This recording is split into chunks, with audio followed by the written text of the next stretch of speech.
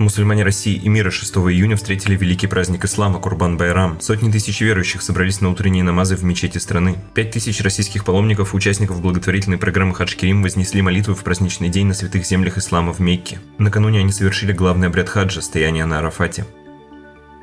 С праздничной проповедью к умме России с минбара главного мусульманского храма страны обратился первый заместитель председателя Думы РФ муфтий Дамир Мухиддинов.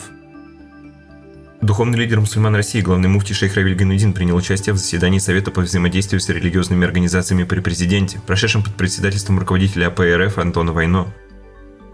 Во время Большого паломничества российские хаджи посетили в Медине мечеть пророка, мир ему, старейшую мечеть Куба и исторические места, связанные с жизнью посланника Аллаха. После мединской программы они отправились в Мекку на умру, а затем утром 4 июня в палаточный городок в долине Мина готовятся к дню Арафа.